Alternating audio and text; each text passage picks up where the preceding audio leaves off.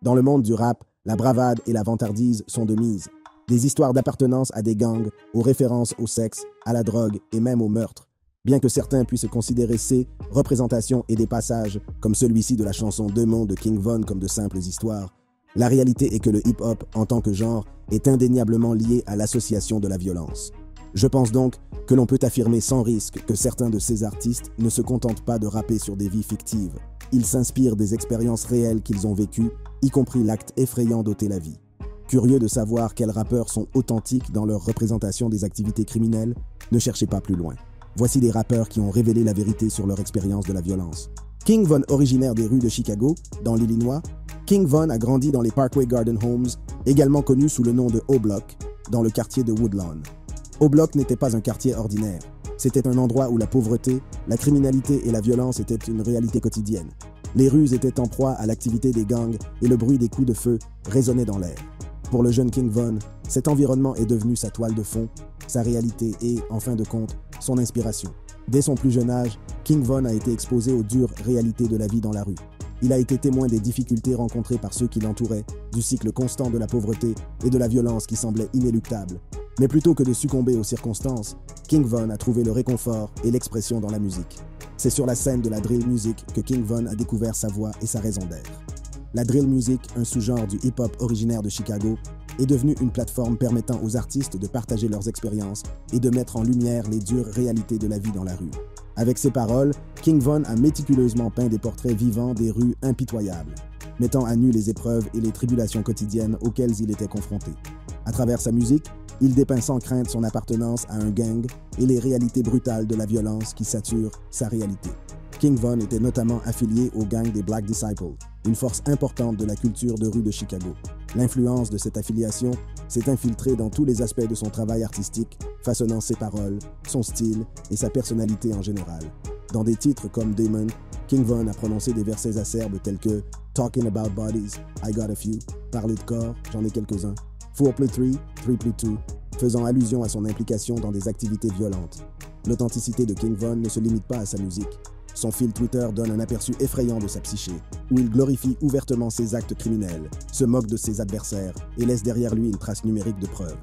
Un tweet disait « Je viens d'attraper un autre corps. Ils ne peuvent pas me toucher.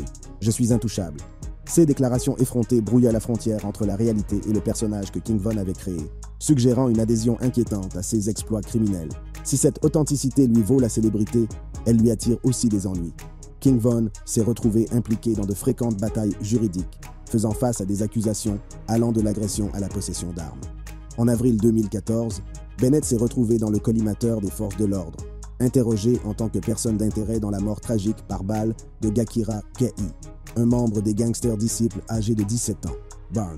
Cependant, malgré l'intensité de l'enquête, la police n'a pas été en mesure de l'inculper en raison d'incohérences dans les déclarations des témoins. Puis, le 24 juillet 2014, la vie de Bennett a pris un nouveau tournant tumultueux lorsqu'il a été appréhendé dans le cadre d'une fusillade survenue en mai de la même année. Cette altercation avait entraîné la mort de Malcolm Stuckey et blessé 2 autres hommes. Bennett a été accusé d'un meurtre au premier degré et de 2 tentatives de meurtre pour l'incident qui s'est déroulé à Englewood, à Chicago.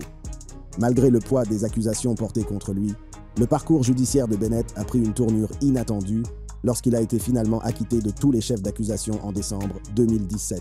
Mais les événements tumultueux de la vie de Bennett ne se sont pas arrêtés là.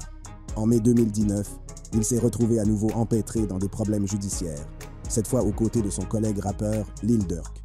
Les 2 hommes ont été arrêtés dans le cadre d'une fusillade survenue à Atlanta. Bennett, ainsi que son co-accusé Banks, se sont présentés devant un juge dans une salle d'audience du comté de Fulton pour une audience sur la cause probable. Les procureurs ont allégué que les 2 rappeurs étaient impliqués dans le vol et la fusillade d'Alexander Witherspoon à l'extérieur d'un drive-in populaire le 5 février 2019. Après avoir passé des semaines derrière les barreaux, Lil Durk a réussi à obtenir sa libération moyennant une caution de 250 000 $, tandis que Bennett, connu sous le nom de Von, a obtenu sa liberté moyennant une caution de 300 000 $. La vie de King Von a été tragiquement interrompue le 6 novembre 2020 lorsqu'il a été abattu à la sortie d'une boîte de nuit à Atlanta. La nouvelle de sa mort prématurée a fait l'effet d'une onde de choc dans la communauté musicale et a laissé un vide qui ne pourra jamais être comblé. La perte d'un conteur et d'un parolier aussi talentueux a été profondément ressentie par les fans et les autres artistes. Suivant, 50 Cent. Né le 6 juillet 1975 sous le nom de Curtis Jackson III à South Jamaica, Queens, New York. 50 Cent a grandi dans un quartier marqué par la pauvreté, la drogue et la violence. À l'âge de 12 ans, 50 Cent a commencé à vendre de la drogue dans les rues, suivant les traces de nombreux autres membres de sa communauté. Cette implication dans le commerce de la drogue est devenue un moyen de survie pour lui et sa famille, qui luttaient pour joindre les deux bouts. Cependant, cela l'a également exposé aux dangers et aux risques associés à la vie criminelle. Pendant cette période, 50 Cent a été le témoin direct des effets dévastateurs de la violence. Il a vu des amis et des connaissances être victimes de fusillades et d'autres actes de brutalité, ce qui a renforcé sa détermination à échapper au cycle de la pauvreté et de la violence qui l'entourait. Les rues sont devenues un champ de bataille, et survivre signifie être prêt à faire tout ce qu'il faut pour se protéger. En 1994, la vie de 50 Cent a pris un tournant dramatique lorsqu'il a été arrêté pour avoir vendu des stupéfiants. Il est condamné à une peine de 3 à 9 ans de prison, un dur retour à la réalité pour le jeune homme qui s'était habitué à une vie criminelle. C'est pendant son séjour derrière les barreaux que 50 Cent a pris une décision cruciale qui allait changer le cours de sa vie pour toujours. Pendant son incarcération, Curtis s'est découvert une passion pour la musique. Il a commencé à écrire des paroles et à perfectionner ses talents de rappeur. La musique est devenue son échappatoire, un moyen de canaliser ses expériences et ses émotions en quelque chose de positif. Curtis a adopté le nom de scène 50 Cent, un clin d'œil au célèbre gangster de Brooklyn Kelvin Martin, également connu sous le nom de 50 Cent. À sa sortie de prison en 1999, 50 Cent n'a pas perdu de temps pour poursuivre sa carrière musicale. Il a publié une série de mixtapes qui ont attiré l'attention de la scène hip-hop underground. Ses paroles grinçantes et ses récits crus trouvent un écho auprès du public, et il acquiert rapidement la réputation d'être l'un des artistes les plus prometteurs de la scène hip-hop. Cependant, l'implication de 50 Cent dans le trafic de drogue continue de le hanter. En 2000, il est abattu de 9 balles lors d'une fusillade devant la maison de sa grand-mère. Par miracle, il survit à l'attaque, mais l'incident lui rappelle brutalement les dangers auxquels il a été confronté et les choix qu'il a faits. 50 Cent a ensuite écrit une chanson intitulée « I'm Supposed to Die Tonight » sur l'expérience de cette nuit-là. Malgré la violence et l'agitation qui l'entourent, le talent et la détermination de 50 Cent le propulsent vers de nouveaux sommets. En 2003, il sort son premier album studio, Get Rich or Die Trying, qui fait immédiatement sensation.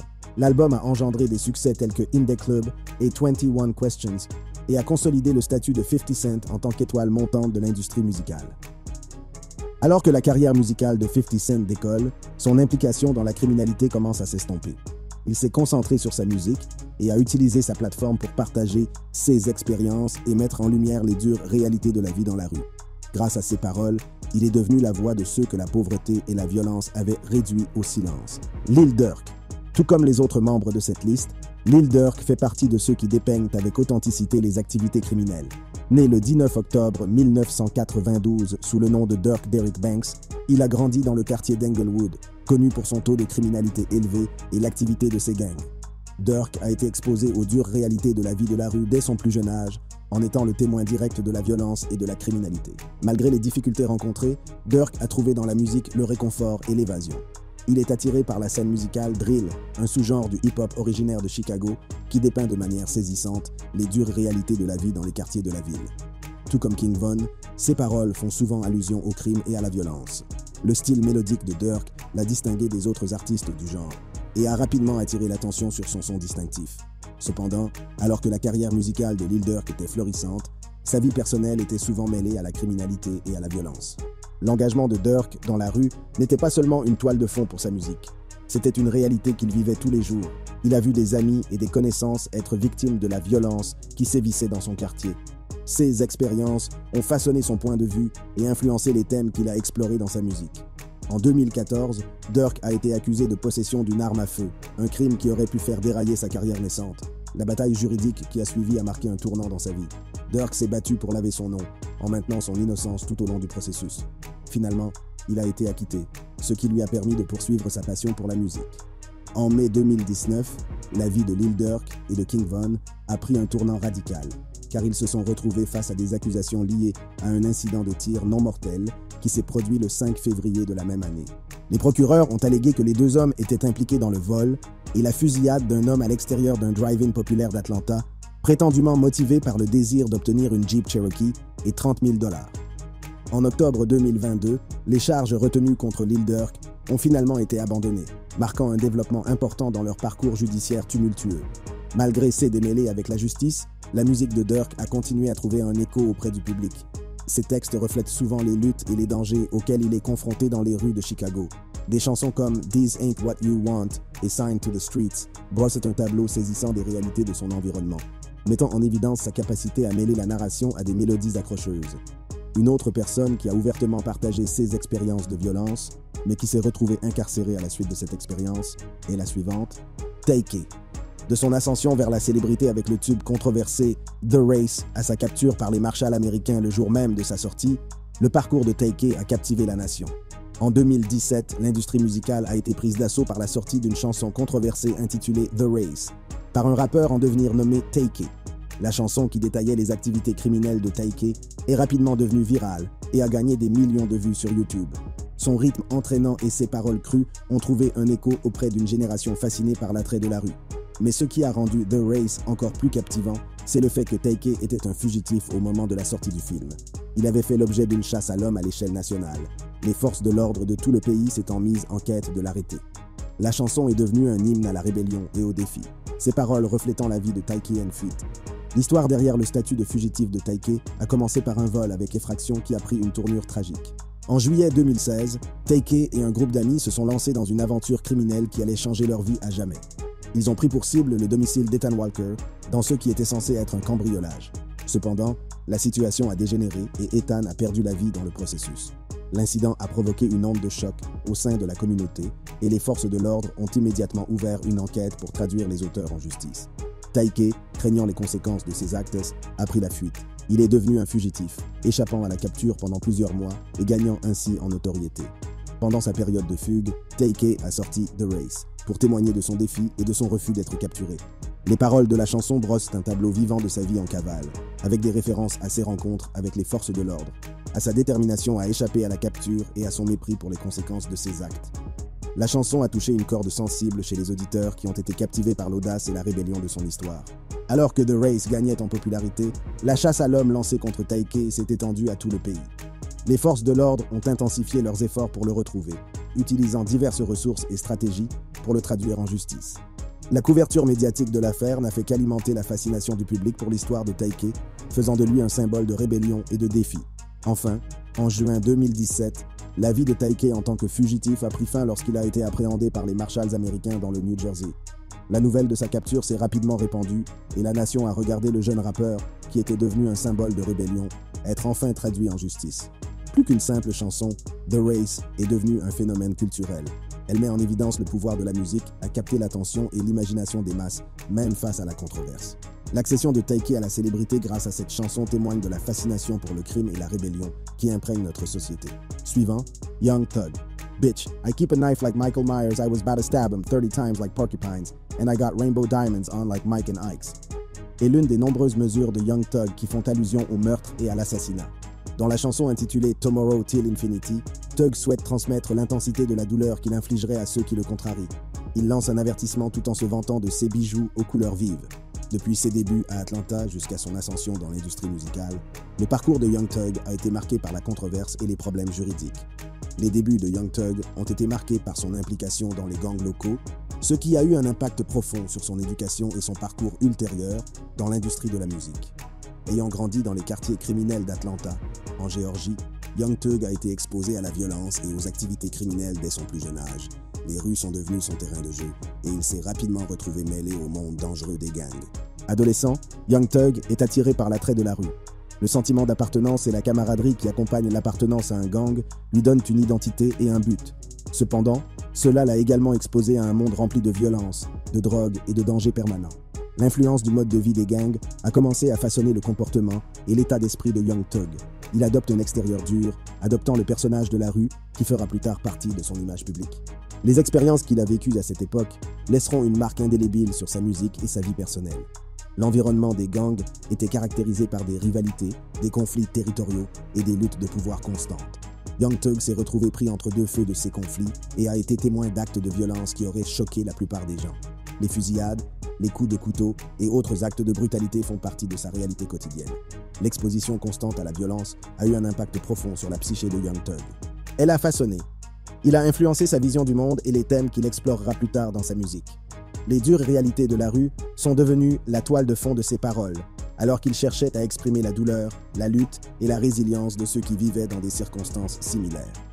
Mais il n'y a pas que la violence qui a affecté la vie de Young Thug. Le mode de vie des gangs l'a également introduit dans le monde de la drogue et des activités illégales. Il a été impliqué dans le trafic de drogue, utilisant ses relations au sein du gang pour distribuer des stupéfiants. Tout au long de son ascension, il a fait l'objet de nombreuses accusations et arrestations qui ont attiré l'attention des médias et renforcé son image controversée. Le 9 mai 2022, Young Thug s'est retrouvé sous la garde des autorités d'Atlanta, accusé d'appartenir à un gang. Avec Gunna, il est l'une des 28 personnes associées à WaySL impliquées dans un acte d'accusation de 56 chefs d'accusation en vertu de la loi RICO de Géorgie, présentée par le procureur du comté de Fulton, Fannie Willis. À la suite d'une perquisition à son domicile, Thug a été inculpé de 7 autres délits liés à la possession de substances illicites et d'armes à feu.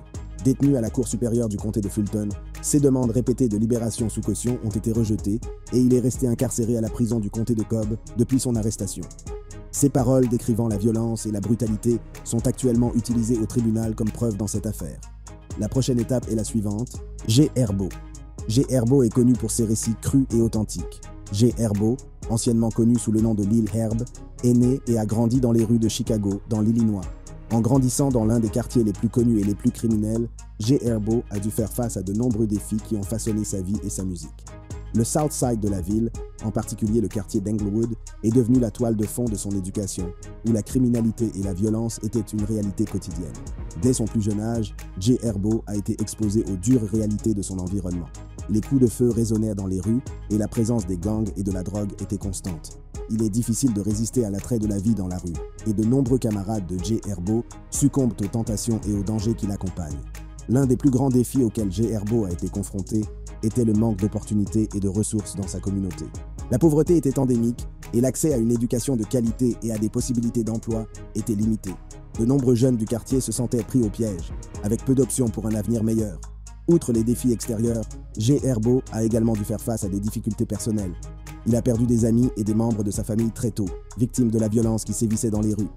Ces événements tragiques ont eu un impact durable sur lui et ont renforcé sa détermination à utiliser sa musique comme plateforme de changement. La musique de G. Herbo est devenue pour lui un exutoire pour exprimer la douleur, la frustration et la résilience qu'il a connue en grandissant. Ses textes dépeignent de façon saisissante les réalités auxquelles il est confronté, donnant un aperçu brut et sans filtre du monde qu'il ne connaît que trop bien. Grâce à sa musique, G. Herbo est devenu la voix de sa communauté, mettant en lumière les luttes et les injustices qui passent souvent inaperçues. Malgré les défis auxquels il a été confronté, G. Herbo est resté concentré sur ses rêves et ses aspirations. Il a reconnu le pouvoir de l'éducation et de l'amélioration de soi, et il a pris la décision consciente de donner la priorité à sa croissance et à son développement. La détermination de G. Herbo à réussir l'a conduit à poursuivre sa passion pour la musique, en l'utilisant comme vecteur de changement et d'autonomisation. L'éducation de G. Herbo à Chicago lui a inculqué un sens profond de la résilience et une volonté de surmonter l'adversité. Son expérience de la criminalité et de la violence a façonné son point de vue et nourri son engagement à faire la différence. La personne suivante sur cette liste est 21 Savage. Connu pour ses paroles grinçantes et ses récits crus, 21 Savage a captivé le public avec son point de vue unique sur la criminalité et la violence. Né Shea bin Abraham Joseph, le 22 octobre 1992 à Londres, en Angleterre, 21 Savage s'installe très jeune à Atlanta, en Géorgie. Connu pour sa scène musicale dynamique, Atlanta a aussi un côté plus sombre, un côté que 21 Savage allait connaître intimement. En grandissant à Atlanta, 21 Savage a été exposé aux dures réalités de la criminalité et de la violence qui sévissent dans la ville. Les rues qu'il appelait son foyer étaient truffées de trafic de drogue, d'activités de gang et d'une présence constante de danger. Ces expériences ont laissé une marque indélébile sur sa vie et ont fini par influencer sa musique. Dès son plus jeune âge, 21 Savage s'est retrouvé plongé dans la vie de la rue. Il s'est retrouvé mêlé au trafic de drogue et aux affiliations à des gangs, évoluant dans un monde où la violence était quotidienne. Les rues sont devenues sa salle de classe, lui apprenant des leçons qu'aucun manuel ne pourrait jamais lui donner. Malheureusement, les conséquences de ce mode de vie ne sont que trop réelles. 21 Savage a vu des amis et des membres de sa famille tomber dans la rue, perdant la vie à cause de la violence des armes à feu et d'autres actes criminels. Ces pertes tragiques nous rappellent constamment les dangers qui se cachent dans l'ombre d'Atlanta. Mais au milieu du chaos, 21 Savage a trouvé du réconfort dans la musique. Elle est devenue son exutoire, un moyen d'exprimer la douleur, les luttes et les expériences dont il a été le témoin direct. Il a commencé à canaliser ses émotions dans des paroles, utilisant sa musique comme une plateforme pour mettre en lumière les réalités de son éducation.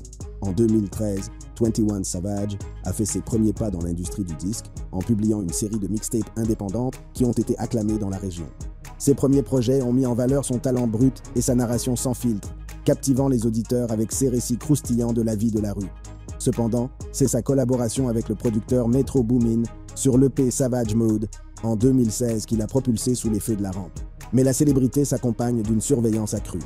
21 Savage a été critiqué pour ses paroles violentes et criminelles, certains l'accusant de glorifier un mode de vie marqué par la criminalité et la violence. En octobre 2014, 21 Savage s'est retrouvé empêtré dans des problèmes judiciaires lorsqu'il a été reconnu coupable de délits de drogue dans le comté de Fulton, en Géorgie. Une nouvelle controverse a éclaté le 10 juin 2018, lorsque 21 Savage a suscité l'inquiétude en brandissant une arme à feu lors d'une fête au bord de la piscine. Les rapports indiquent qu'un ami lui a remis l'arme après avoir observé un membre d'un groupe adverse faire de même. En 2019, le rappeur a été confronté à une tournure choquante des événements lorsqu'il a été arrêté par l'Immigration and Customs Enforcement, ICE, des États-Unis pour avoir dépassé la durée de validité de son visa. Beaucoup ignoraient son statut d'immigré et la nouvelle a mis en lumière un aspect de sa vie qui était resté caché. Après son arrestation, 21 Savage a été libéré sous caution et son dossier d'immigration a été reporté pour une durée indéterminée. Malgré les problèmes juridiques et les controverses, 21 Savage a fait preuve de croissance et de maturité dans sa musique. Il a sorti des albums comme I Am I Was en 2018 qui ont mis en évidence un côté plus introspectif et socialement conscient de son art. Des titres comme Alot ont abordé des sujets tels que l'inégalité raciale et le système de justice pénale, ce qui lui a valu des acclamations critiques et des nominations aux Grammy Awards. Suivant, Wayne W. Melly. Wayne W. Melly, né Jamel Maurice Demons. Le 1er mai 1999 à Gifford, en Floride, a reçu une éducation difficile qui a façonné son avenir dans la musique et la criminalité. Élevé par sa mère célibataire Jamie Demons King, Wayne W. Melly a été confronté à l'adversité dès son plus jeune âge. Sa mère, qui n'avait que 14 ans lorsqu'elle est tombée enceinte de lui, s'est battue pour subvenir à ses besoins et à ceux de sa famille. Malgré les difficultés, Wayne W. Melly a trouvé le réconfort et l'évasion dans la musique. À l'âge de 15 ans, il a commencé à poster ses chansons sur SoundCloud, une plateforme qui allait jouer un rôle déterminant dans son ascension vers la célébrité. Son style unique et ses voix mélodiques ont rapidement attiré l'attention des auditeurs, et il a commencé à se faire une petite clientèle. Cependant, Wayne W. Melly s'est affilié au gang des Bloods, un gang de rue essentiellement afro-américain fondé à Los Angeles, en Californie. Cette association a marqué le début de ses démêlés avec la justice à un jeune âge. Fin 2015, alors qu'il n'avait que 16 ans, il a été arrêté pour avoir tiré sur 3 élèves près du lycée de Vero Beach. Les charges retenues contre lui comprenaient des coups et blessures graves, la décharge d'une arme à feu en public et 2 chefs d'accusation de coups et blessures graves. Ces démêlés avec la justice laissent présager les difficultés auxquelles il sera confronté à l'avenir. Malgré ces démêlés avec la justice, Wayne W. Melly est resté déterminé à poursuivre sa passion pour la musique. Il y voit un moyen de s'exprimer et de partager ses expériences avec le monde. Ses paroles brutes et honnêtes ont trouvé un écho auprès des auditeurs qui se sont sentis concernés par ses luttes et ses émotions. En 2016, il adopte le nom de scène Wayne W. Melly, représentant Young Nigga World, un collectif de hip-hop comprenant Sesamis Anthony, Wayne W. Sackchaser, Williams, Christopher Wayne W. Juvie, Thomas Jr. et Cortland Wayne W. Bortland, Henry B. En 2018, Wayne W. Melly a attiré l'attention de l'industrie musicale avec la sortie de sa chanson Murder on My Mind.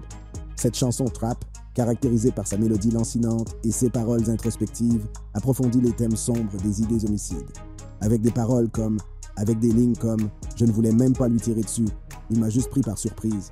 J'ai rechargé mon pistolet, je l'ai armé et j'ai tiré 2 fois. » La chanson dépeint le récit glaçant de l'expérience de Melly qui a tiré sur un ami proche et qui a dû en assumer les conséquences alors qu'il le tenait dans ses bras et qu'il assistait à sa lente disparition.